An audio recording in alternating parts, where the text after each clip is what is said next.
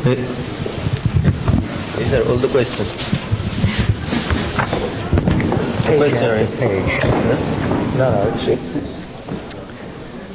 Good evening, everyone, and welcome to tonight's wonderful event. The museum at FIT is sponsoring a wonderful In Conversation with very special guests.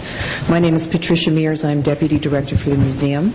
And I'm thrilled to welcome my colleague, Mr. G. Bruce Boyer, leading menswear expert. He's also my co-curator for the exhibition, Elegance in an Age of Crisis, which is across the street. And he's going to be in conversation with two very special men, Mariano and Luca Rubinacci. They've come all the way from Naples for tonight's evening. And I have to say on a personal note that in the more than 20 years I've been doing this as a curator, I've organized a lot of shows, but I very rarely had an opportunity to deal with people as gracious and knowledgeable as Mariano and his family, and we want to thank him especially for coming all this way and for being one of the main lenders to the exhibition. So if you haven't seen it, I do encourage you, if for no other reason, to see these incredible pieces from Naples. Probably the last time for a long time you'll see them in the U.S. We're going to have a wonderful In Conversation, as I said, and then we'll open up the floor to questions. And we have a special treat at the end. The book, the catalog, is for sale, and you can certainly come and get signatures here from our guests. And please note that the book was dedicated to Mariano, because for us he really does epitomize the word elegance. So please join me in welcoming Mariano, Luca Rubinacci, and Bruce Boyer.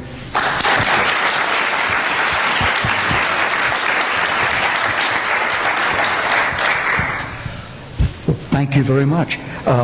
Is this working and everything? You know, my expertise with technology is well known. Anyway, I would like to say, first of all, what a great honor it is for me to introduce Mariano and Luca Rubinacci.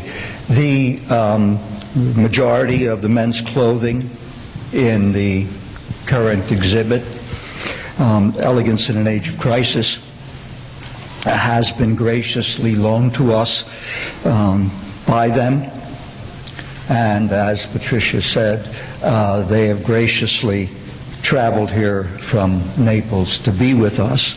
So we're doubly in the debt of these two gracious gentlemen.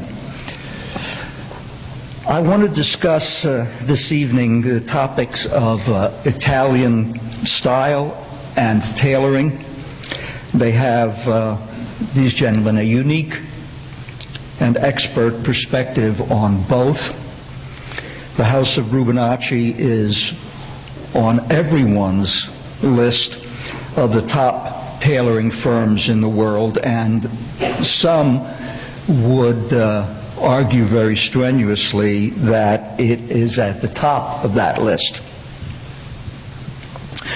For the record, the flagship store and the tailoring atelier is in Naples, as it has been since 1936.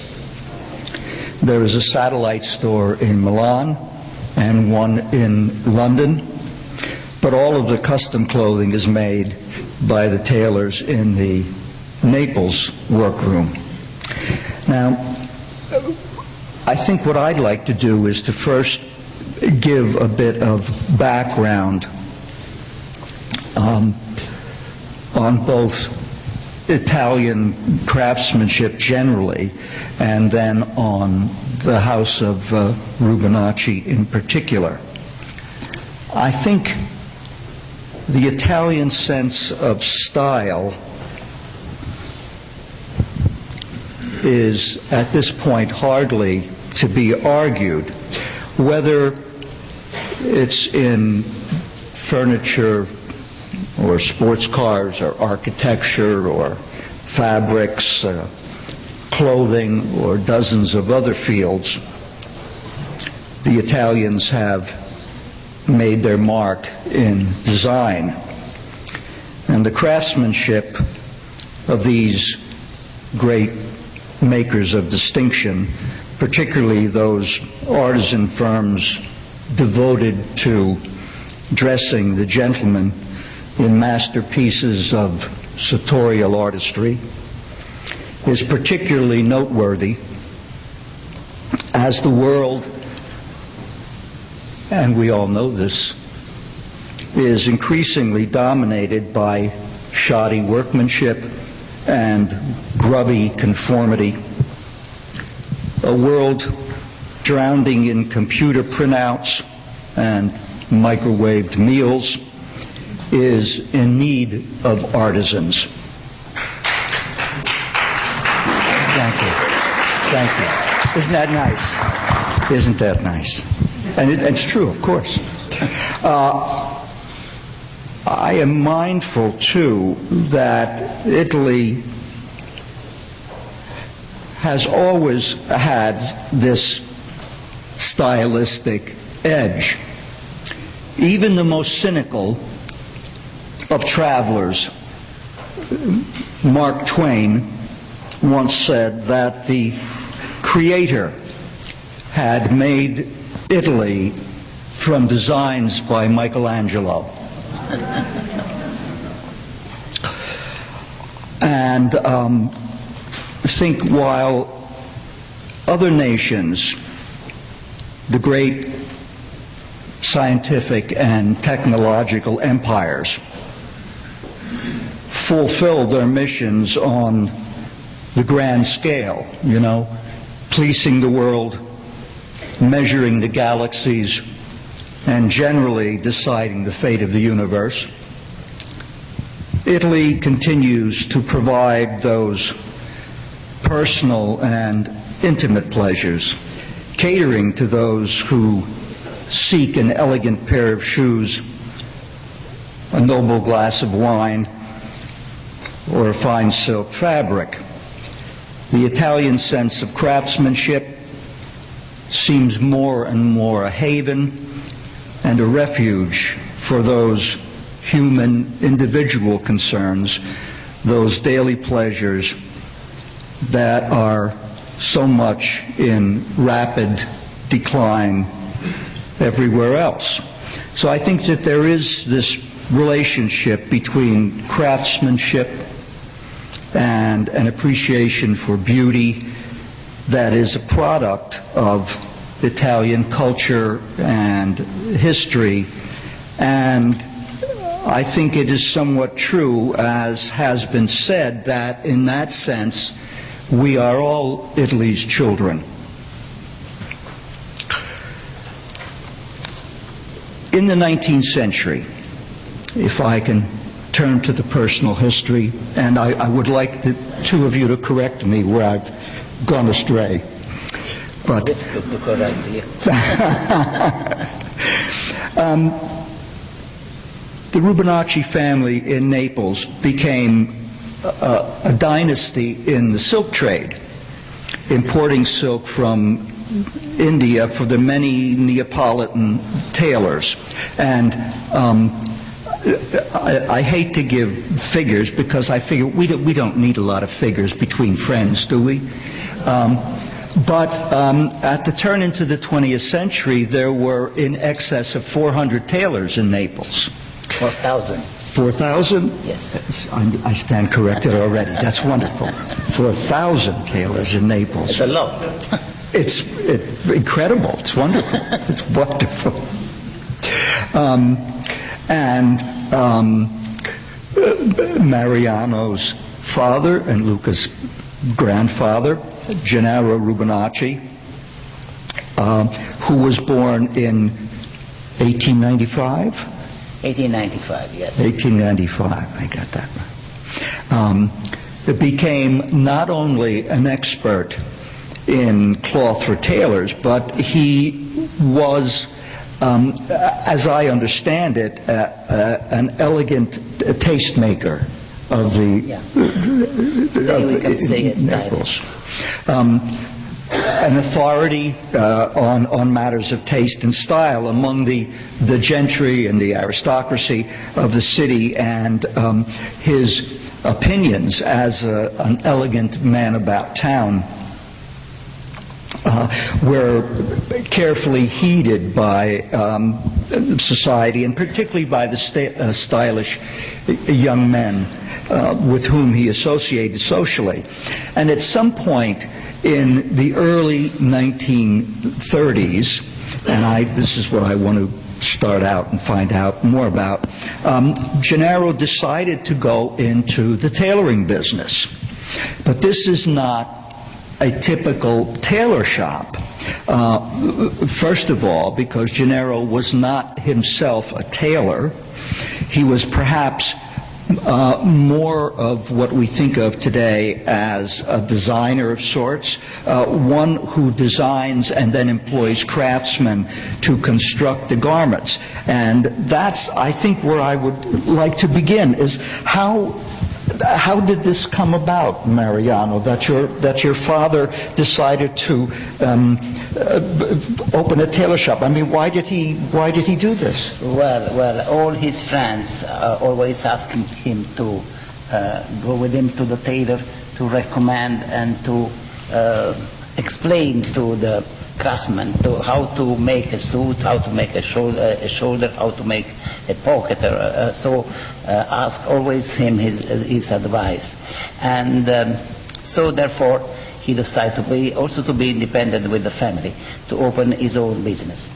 And he was he likes beauty anyhow. The beauty is a very nice word, but each one has to interpret. Are we still talking about clothing? Yes. Oh, okay. Yes, because clothing is beauty. So yes, I know. I just want to make sure what we're talking about. That's all. Yes. So beauty is something that is, you have to keep your eyes on what is proportional. You know, all the proportional is something that you can imagine and you can see how it works. The balance between a length of the leaves and the head of the person is very important, because it can give this gap, or the attitude of the waistline higher or lower. This change it's easy to make a job. Everybody makes something. But it's difficult to make in the right way. But to make it right. Yeah, to make with the right proportion, with the right balance between the length of a jacket, the length of the attitude of a person. If this person move a lot, he has to be freedom in these moments, you know. And he had the ability to understand this. Yes, this to understand and to know how to make this. This, you know. And so, you made something, but something is special. That is very important. And you have to know how to make something that is, and people will immediately recognize this from Rubinacci, because of some all details all together that makes like, you know, a porcelain, a picture, everything is you will recognize because the details are this, you know, and is this what I also like to do in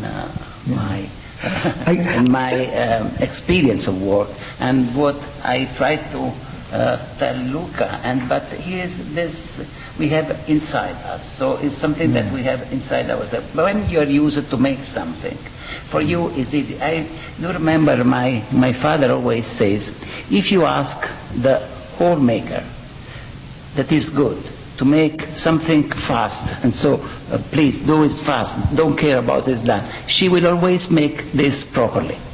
If you pay less, half, because they don't know how to make in the bad way. So if you ask somebody that doesn't know, if you pay double, 3 times, she doesn't know, so it's not possible. That's the concept. When you are used to make something properly, it's easy for you, like the pincher, like, you know, it's, because it's yourself. But I gather that this business that your father started was almost more of a hobby or a club or something, rather than... It's a joke that we always say about my father. My father was an art collector because he likes old nice things, and so he liked to collect porcelain and pictures and furniture, and he always says my job is antiques. My hobby is the shop. Okay, all right. All right. But, the other interesting aspect of this to me is that he called it London House. Well, you should know, you exactly know that in the 30s we have a tradition of Italian manufacture for the clothing. So we always refer to England, even because of the fabric. We have no fabric, only Zegna maybe makes fabrics for the armies or something. But we don't have a tradition for making nice fabric for men's clothes. So we my father refers to England, even because it was not elegant, we can say, at that time to put the name on the business. So like Maison Suisse or Café de Paris, he called it the shop London House, but everybody knows him as Rubinacci. So I see. nobody says we go to London House. Everybody says we go to Rubinacci. Knowing so much about fabrics as he did, was he enamored of English cloth as well? Did he understand English cloth? Of course, yes. Yeah. At the time, you know, that it did not exist. It's not my time, because I was born in the 40s. Yes, so yes, of course. Well, of but course. just for what I know from, it was not, the cashmere does not exist. They only exist fine woolen. And, not, you know, now all the sophistication and the marketing that we are doing today was not, yeah. Well, I want to bring Luca into this conversation. Don't worry, because he's the big boss. So. Okay. All right. Well, I don't want you to fall asleep on me, though. No, I'm not sleeping. All right. Okay. Well, when my father is here, Yeah. I'm always nice to listen at him. all right. All right. There is always to learn about. All right. Well, then I'll ignore you and go back to Mariano. No. One of the things that I find so interesting about Italian tailoring is that it seems that it's the only place where there are these various schools of tailoring, in a sense. I mean that there's a Milanese style and a Roman style. I understand this few years ago. Yeah. Because at the time I was with my father, and up to the 70s or the 80s, I only know the Neapolitan school. The other were different. Yes, yeah. But Simply different. but how do you, Luca, how do you see these differences, you know, between the style of the clothing in the north as opposed to... He lives in Milan, so Well, exactly. That's why I'm asking, because he lives in Milan. So but you see differences, yes? You know, before being in this business, I was a sailor, and when I finished this fantastic sport, my father, I was coming to the store with my father. Said, I need some money. I need to work, and he says, okay, go to London. Go to London to learn about English craftsman and about this different way of style, about English tailoring that I think is very similar to the Milanese cut, that is more business, more formal, more for someone that needs to work with. Neapolitan style is more like military, Dolce Vita. little It's more more military, but nobody wants to go to the service. So it's different. It's the different approach of buying clothes.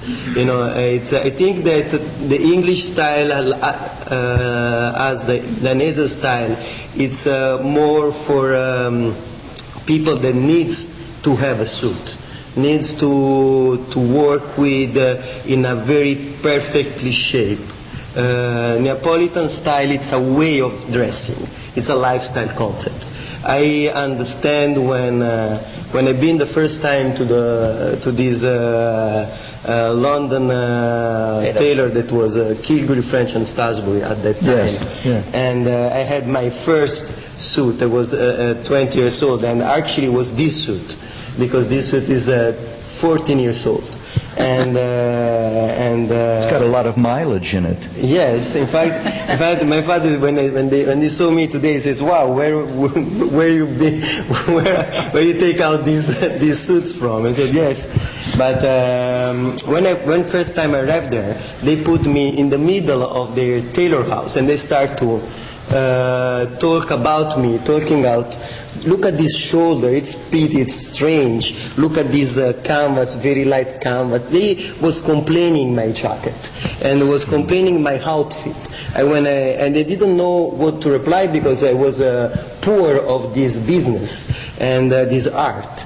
And when I went back home, I called my father and said, "I want to come back to Naples. Here, you make me the wrong suit." He was saying that he was saying that he was the best tailor, but here they say that it's crap. And what's happening? and you remember, I was so hungry for that because I'm very competitive, guys. And my father says, "I'm very happy." He says, "Yes, I'm very happy to come back. This is the way I say." And tell me why? And he says to me, because the first day and you already learn something, because there is two different ways of seeing a product. Let's say that a jacket, like he says, is always a jacket. You cannot change the way how it's made, but you can change the way how it's seen, this jacket. And this is this different approach of style. We dress because we like to dress. We dress the people because they have to be happy with. I remember when my father says that when you go back home, you don't have to take off your jacket. And usually it's the first things that everybody do when they go back home. But when they wear their sweaters, you never take off the sweaters when you go back home. You never take off your sweaters when you're playing with your child. And the first things you do is to take off your jacket. This means that the jacket is not comfortable enough as a sweater. And this is the Neapolitan way of style. We have to make a clothes that you have to live with. You don't have to. You have to sleep with. You don't want to take out because you don't feel it.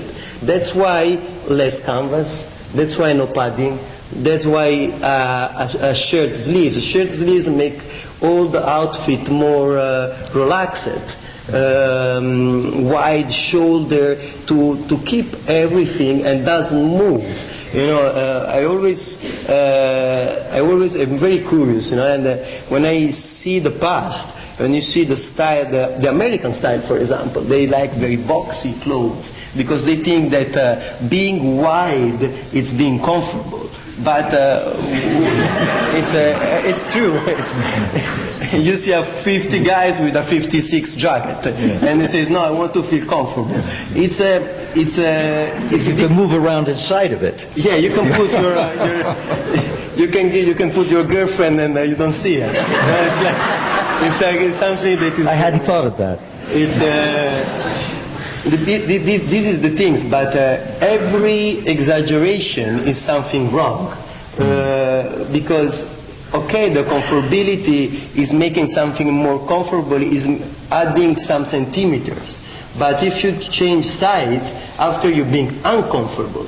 And this is the same of the English style that has to be very perfect, so very tight, so no defect. No defect means that you don't move. That's why my father said military. The military, they stay there, they don't move, no? Yes. But you have to work with. This is, I think, is the most important definition of Neapolitan style. Well, this is something that I actually wanted to get at and get into a point of history here, because we all think in terms that while some people think Giorgio Armani invented the sport jacket, but there's this idea that it wasn't until he came along that men's clothing was deconstructed. Yes. But this isn't true. I mean, you were doing this. Absolutely, we do this since 30 years before he was born. Before, yeah. We saw the samples here. We Yeah. saw the jackets here. Armani was born. It's very.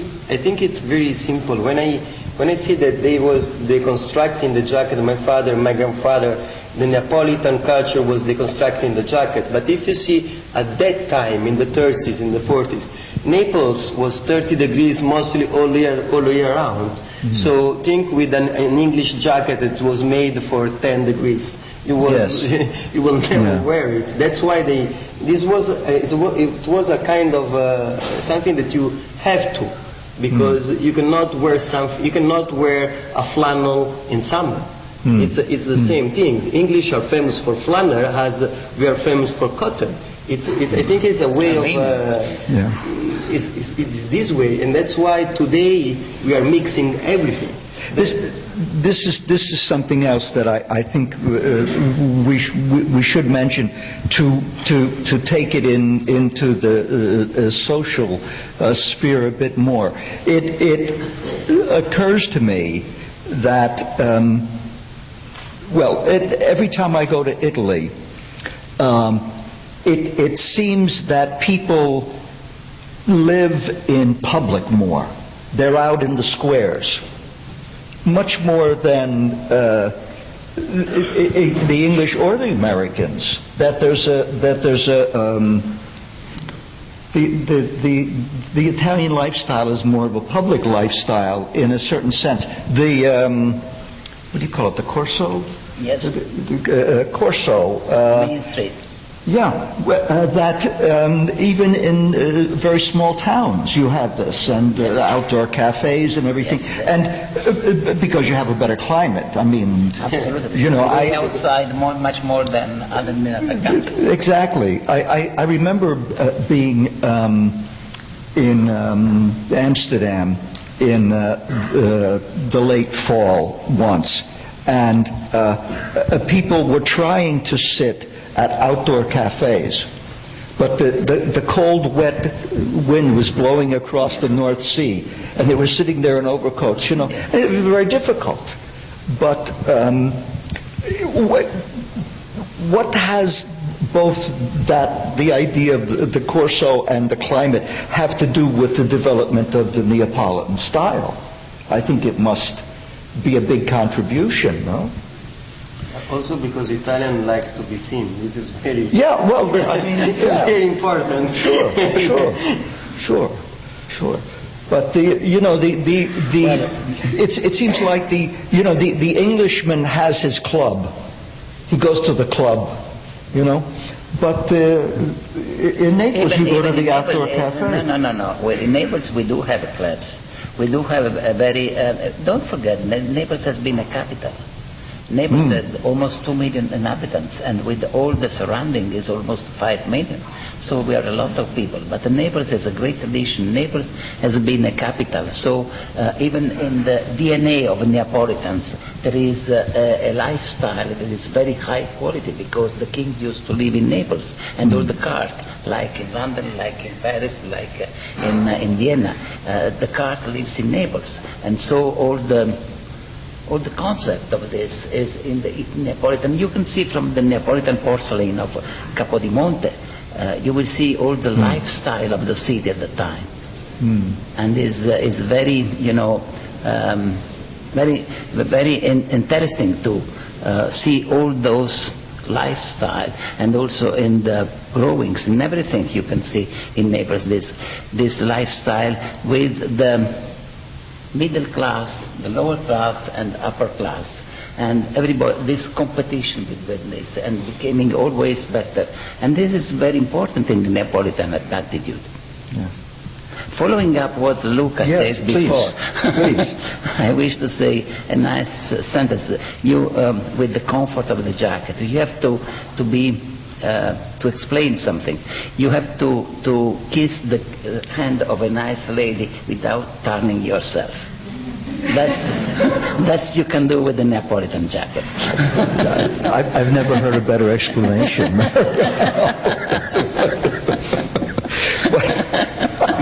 That's why we're Playboy. Is that right? Yeah. Okay. All right. Well, see, I was going to ask how how the style evolved, but you've explained that to me, I think, now with this. Then the next question would be, how do we account for its global popularity today? Because, really, the Neapolitan style today now became in fashion. seems to be at the... Now became in fashion. Yeah. Thanks to Armani, thanks to other people, but now became in fashion. Before, maybe in the 40s, only few people. But even in the 40s, I do remember seeing over the books that we have many customers, even from America and from Brazil, that came to Naples to make the wardrobe. I have the record for this. So it was few people. Now we have to go around because, now we have to, with the globalization and everything, we have to find the right customer. But first of all, we have to approach the customer that understand what we are selling. Because otherwise you are talking with a blind people that doesn't know what you are making, doesn't know. So you have to explain and to convince that you are in the right position. But somebody like, one wine, somebody don't like another. So you have to explain which one is the best. Yeah. We try to do our job very seriously and very professional way. And so we are the first criticism, even with our workmen. So we have, I very often go in the laboratory and they say, oh, this is no good, please make again. But it takes time. No problem. Because we don't look at the time. We only look to have a right product. As a craftsman must. That's our secret. Yeah. Well, I noticed I'm a big fan of the Japanese fashion magazines. I think they're really very good. They're very incredible. They're very good. They're still interested in educating their readers. Absolutely. Which is a wonderful thing. Unfortunately, the Italian magazine does not. And neither does the American magazine. They're doing something. Well, both the Italian and the American magazines are very tied to the advertiser, I think. Absolutely, yes. In Italy, absolutely, yes. Yeah, and here too. So they're more in debt to the advertiser than to the reader. Absolutely. I don't find this such much in England. I was really surprised about that. But Japan is the great example. Absolutely. Where they seem to be to the reader. But what I was going to say Japan is a great example of that. Yeah, you're right. Yes. But the Japanese fashion magazines are totally consumed with Italian fashion, particularly Neapolitan styling. And you must notice this because you travel all the time, yes? Because what I'm getting at is there's now global interest in the Neapolitan styling, and how do we account for this? And you're all over the place. I mean, one week you're in Rio, and another week you're in Beverly Hills, and so I mean, you see this, Luca. This is more about service. I'm traveling a lot to give the customer something more. As we said before, today a jacket is a jacket, and everybody can make it. Japanese are very curious. They like to be second, to see the first and do it better. This is the way how they think, and that's why they want to. As I said, the Japanese wants to be second in order to see the first and do it better. This is a very smart way of doing better, and that's why my father always says we are the first critics of our product. And I think this is our power because we are not Taylor. Taylor is a first lady because he's an artist. He never wants to get wrong. He's always right. That's why before, when you say there was 4,000 tailors in Naples, and I know that was 6,000 tailors only in Milan.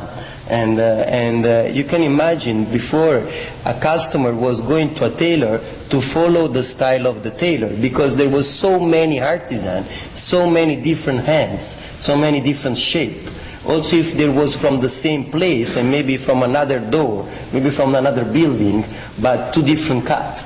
And so the customer at that time can decide himself where to go, because he was saying this cutter or this tailor suits me better. And it was not a way of who is the best. It was more the way who dressed me better. And today that in Italy there exists only few tailors, our company together with some others in north of Italy, they are the only one tailor knows in Italy. So when the customer goes to you, it's not because he wants to follow your style, it's because you have to give them a different style. And being a tailor, I cannot do that, because I'm a tailor and I only know how to do that. It's like the hole maker my father says. He knows how to make that hole in this way, not in another different way.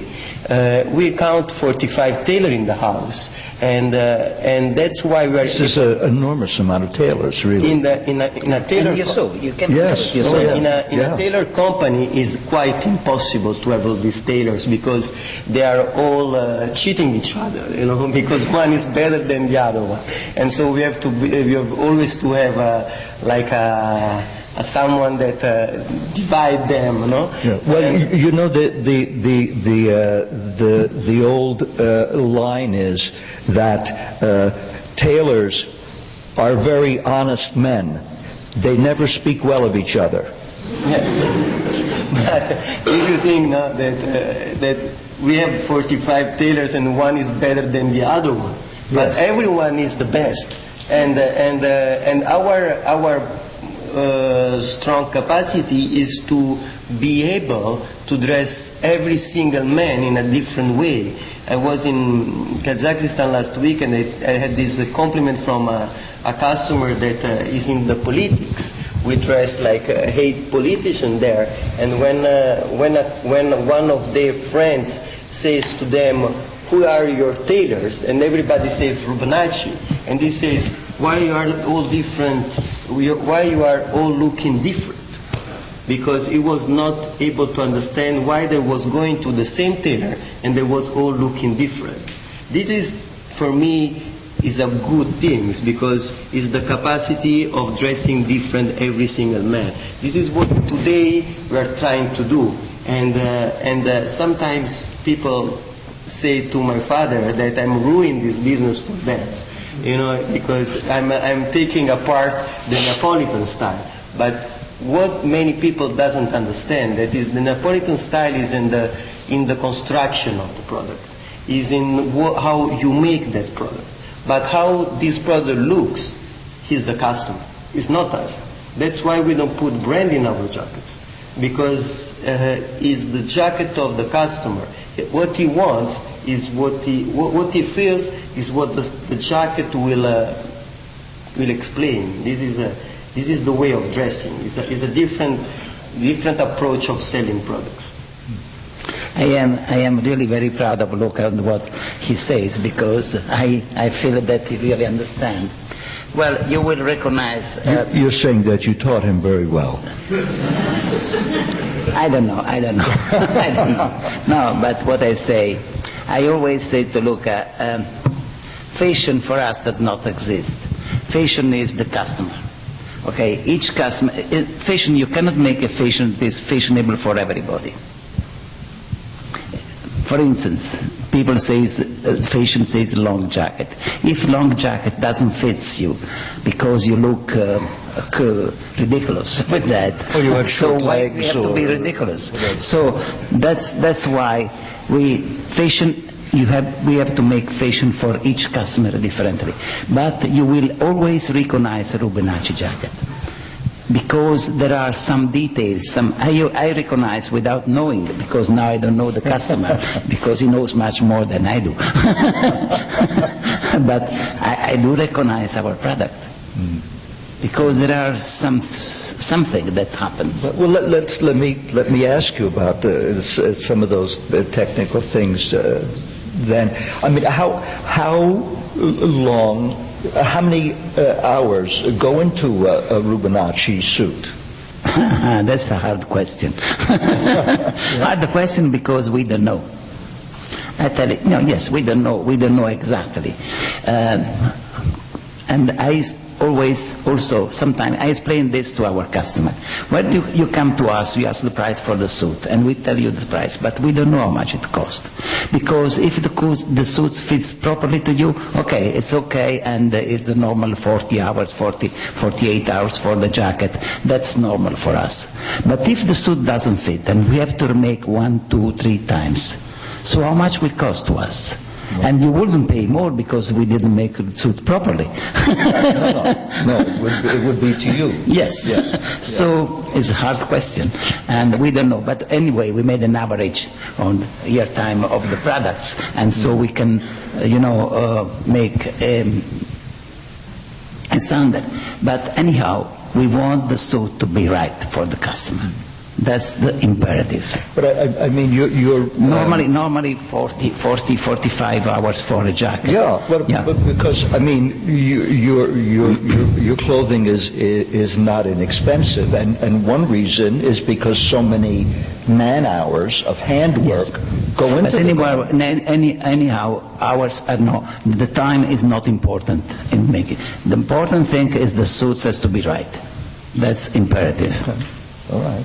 Okay. If you think that right for us, maybe not right for the customer, but has to be right for us. No. If a customer order more than one suit, order 10 suits, usually the first thing he's going to ask you is that I'm ordering 10 suits. You are going to give me that in less time if I only order one suit. And unfortunately, if you order 10 suits, you will have in more time, because we give always to the same tailor.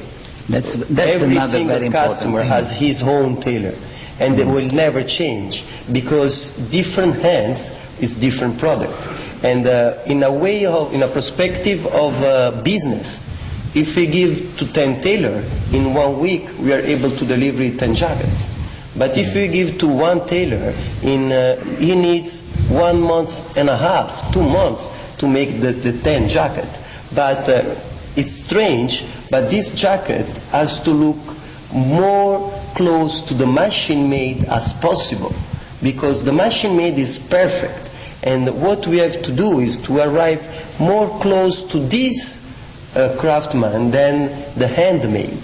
So having a handmade product similar to the machine-made, it's something that is insane. The consistency of the product. Yes, sure. It's something that really take you. It's something that really make you really strange. And when we are trying to give this to the customer always react in a good way. Always think that these guys are building a passion with me, and it's not a way of buying a single product.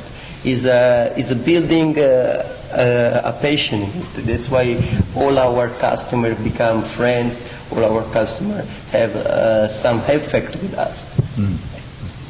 No, the thing that Luca says, always the same craftsman to make the jacket, is very important. It's very important. This is why in the factory, one makes the sleeves, one makes the pocket, and so they have no soul in this garment. Meanwhile, even the cut is always the same, but there's no expression. I remember sometimes when my father, I had some customer one customer that doesn't like the suit, and he says, "Don't worry, we change tailor." and the customer look at us and says, "What are you talking about? You are going to give this to another tailor?" It's no, don't worry. We are going to give to another of our tailors, and the product is different. It will be done in a different way, and this is the power we have. But sometimes it's difficult to understand to the customer. That's why he said always, the customer, before to come to us, he has to know and understand what are we doing. And it's not buying a product because it's expensive or because it's cool. Because how many times happened that comes to us customer and says, "Why you don't have brands? I want to see the brand." He said, "Okay, if you want, we put a tag on it and you will see the brand." But it's not this the point, it's a different way. I think maybe this would be a good time to let you ask questions of these gracious gentlemen. Do we have microphones? And we turn up the house lights a little bit, and I see... this light little bit down is... yeah, if we can turn those down a little bit so we can see... who's speaking? Yeah, we're being blinded up here. Oh, that's better. But we see... yes, please. Do you guys have a hard time finding trained tailors, or do you train your own tailors? It's... Sorry. You want to tell it? Yeah. Before you... Always. No, I am very proud in Naples because we have even many young men that are at the good position, that want to improve their knowledge of tailoring. And I am very proud to say that in our 45 workmen, we have almost 80% that is under 40. So that's very good, because I don't want to leave Luca something that died with me. So I wish to keep him alive with a new generation of tailors. And they're very proud. We have also they have also the football team that they compete with our tailors in Naples, and it's a very nice team that we have in Naples with young people. And I am always open to new young, serious people that wants really to know about us and to come. I am always open to that. And even if this costs me much more because I have to make training and they made mistake and all the boss has to be very straight with them, I am always open to that. And I am very proud even for that. And one very important thing is that we pay them. That's why it's you don't find tailor, because many of also good. many of these fashion brands, many of these tailor house, they don't pay the young this young generation, because they think that you are coming here and we're giving you learnings. We have to teach them. So already teaching them is an expenses. Yeah, because also they want to make a school, and also the school is supported by the Neapolitan government, and but this is another story. We don't want to be involved in that. We pay only right people, because I wish to build the future. Yes, I have a question. I'm a little confused on the process of how you match the customer and the tailor. You say some customers, once you match that tailor becomes that customer's exclusive tailor. I mean worker. The tailor is a wide word. We have different. We have the cutter that makes the Platform. The platform, and then we have the man who sew the jacket. When the man arrives to complete position to make one jacket completely, so we want the customer is made always by the same man. So always the same mistake, we can say, but it's always the same standard, and the consistency is always the same. This is very important. So the tailor is not making the whole project, right? The cutter make the platform, and then the tailor made the whole jacket, the pocket, the armhole, the whole jacket. So does the tailor decide what interfacings to use and linings and all that? Is that No, they always ask to the boss. what? Always ask. Sorry. This is all up to us. We decide. We are the bespoke stylists. We are the one that are in the middle between the customer and the tailor. The customer will never see the tailor. He doesn't know who is his tailor. And the cutter is the one that makes the style of the company. Is the one that gives the signature of the Rubinacci brand. The tailor is the one that sewed the jacket. So is the one that composed the platform and make it possible into a jacket. Let's say that between a fitting, you have to modify the platform. This is not something that the tailor is going to do. This is something that the cutter is going to do. And in the fitting room is only me and my father and my sister, that we are the guys that are able to understand what is good for the customer. Then we go to a tailor. We transfer to the cutter. We transfer to the cutter. The cutter make the alteration, adjust the jacket, and then give to the tailor. That is a kind of machine.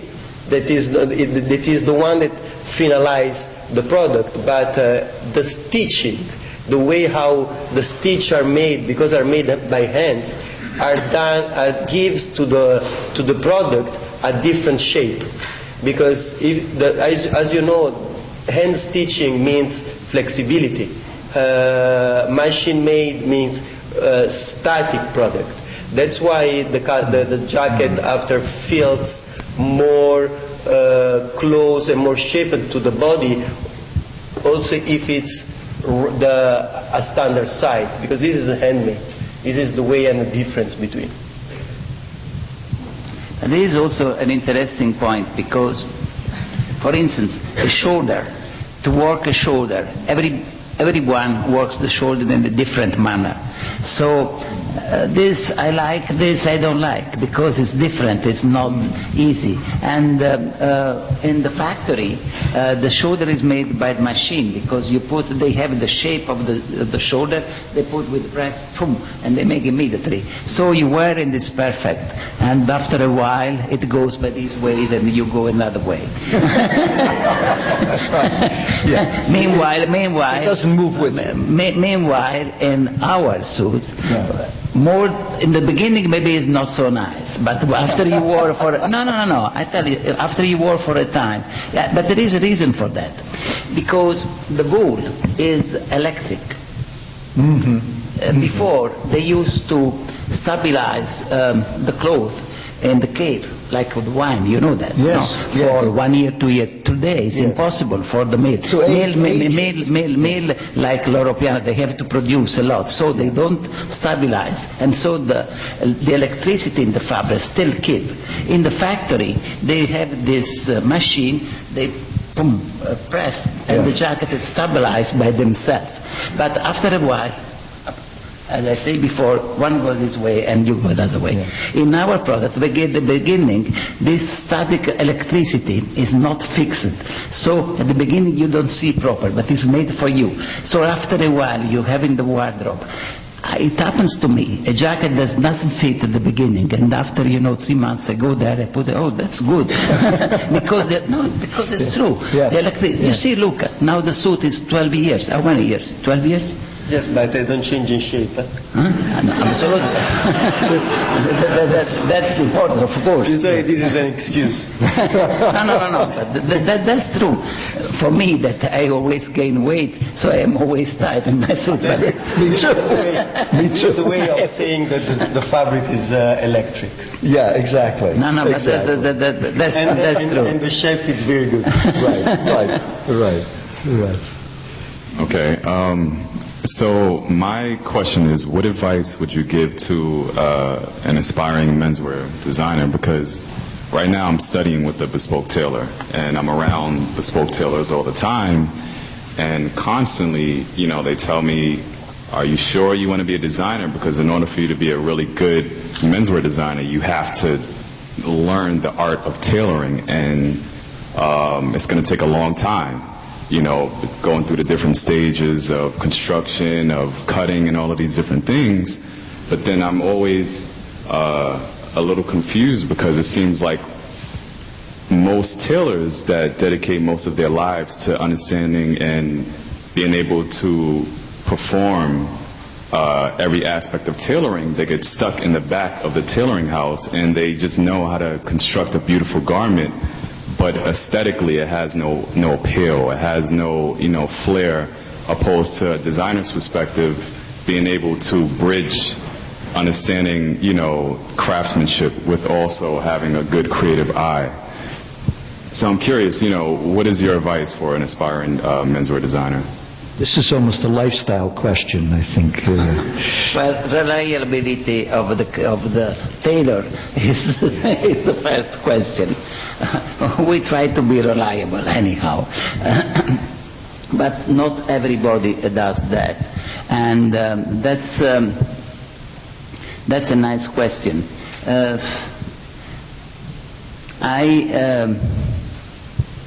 I think you know better about that, no? No, it's very strange. Let's say like this. You know, think about when you're going to your tailor house and you're going to with this tailor that are much older than you, right? And you are arriving to them with a short jacket and a tight trousers. If I was in the mind of them, they was not speaking with you. Nothing to understand what are you talking, you know. Nothing. If you want to be a designer, they says do whatever you want, but don't talk with me, because they are like horses. They like to ride in a certain way, and they did this for 40, 50, 60 years old. You know, when I started the business with my father, all the tailor was hating me. Because when I was going to them and they were saying, please, cut this in this way, cut this in this other way, put this painting inside the jacket. And they went to my father and they said, Mariano, please, he's only taking our time and asking us for very ridiculous things. But it's not like this, because what are you seeing is a young man with a wide range of eyes. You are looking forward. You're seeing something that old generation will not see, not because they don't want to see, because they already did it. You know, when they was young, they already did this. And you're talking with people that are 60 years old. They don't want to teach their son. Think if they want to teach you. It's something that is impossible. You know, it's they don't want to change. They don't want to change. It's something you have to. If I have to say something, is do it with a good sense. Don't think that the fashion is something that you have to dress. When you design something, when you make your clothes, you don't have to think about yourself, because it's not yourself that has to buy your clothes. It's not that when you design something and put in a store, you are the only customer. If not, you will never get money. You know, when you have to make a collection, when you will design something, think at who you are going to dress, who is your part of the men's. You know, we have a very, very wide range of style, and each style is for different kind of people.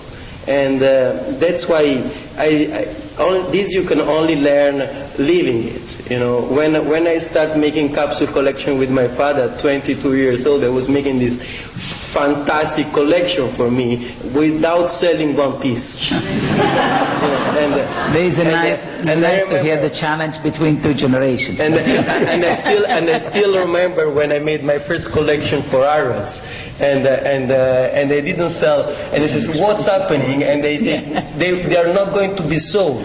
I says, "Okay, I'm going to come and being the salesman in Harrods. I did the salesman in Harrods, and they see why I was not selling my product, because they was too similar to my style, and this was not what the people want. That's why I switched my mind And today, you have to think more as a psychologist, more as someone that has to help someone else. We have to dress, we are not dressing women. Women, whatever you put on them, they look beautiful. It's very simple. It's not something that we have to dress men as less ridiculous as possible. It's a way of, this is the lifestyle. Yes. It's having a good sense. We all agree with you, I think. This is difficult.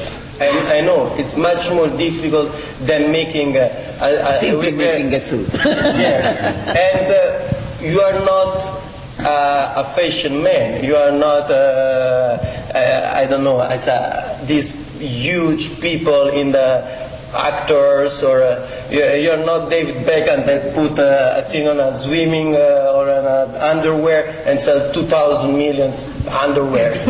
It's not this. We are talking about tailoring. We are talking about gentlemen. We are talking about someone that likes to dress. And if you want to continue this business, is to understand every day as much as you can. Never stop to learn, and one day maybe somebody will follow you. This is my advice. Thank you very much.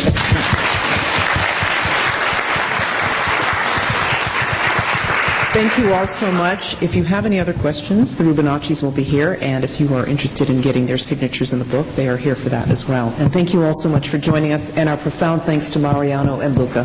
Thank you very much. Thank you. Thank you, Bruce. Thank you, Patricia. Thank you, Patricia, for